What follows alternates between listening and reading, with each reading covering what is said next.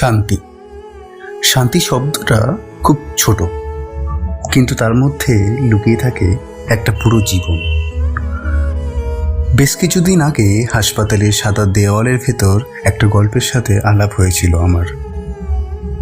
একজন বয়স্ক মানুষ, শরীরটা ক্লান্ত, শারীরিকভাবে অসহায়, তবুও চোখে ওনার এক অদ্ভুত দৃঢ় আলো।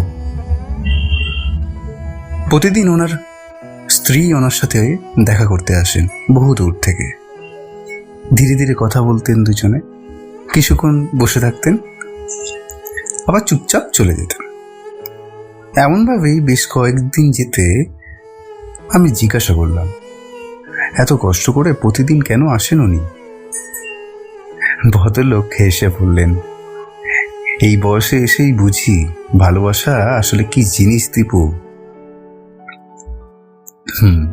সেই মুহূর্তে আমি বুঝলাম আসলে শান্তি এখানেই।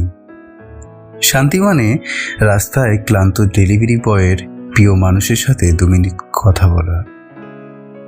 শান্তি মানে দিনভর খেটে বাড়ি ফেরা দিনমজুরের সন্ধ্যায় পরিবারের সাথে একসাথে ভাত খাওয়া।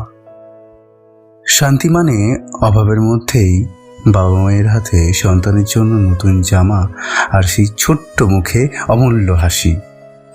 শান্তি মানে রাস্তায় বসে থাকা কোনো বৃদ্ধকে যদি কেউ একটু খাবার দেয় আর তিনি মনে থেকে যে আশীর্বাদ করেন। শান্তি বড় কিছু নয়, না কোনো বিলাসিতা, না কোনো বড় স্বপ্নের শেষ প্রান্ত। শান্তি লুকিয়ে থাকে ছোট ছোট মুহূর্তে, মানুষের ভালোবাসায়, একটু যত্নে, একটু পাশে থাকার মধ্যে। হয়তো এটাই জীবন, আর হয়তো এই ছোট ছোট ভালোবাসার নামই শান্তি। ধন্যবাদ।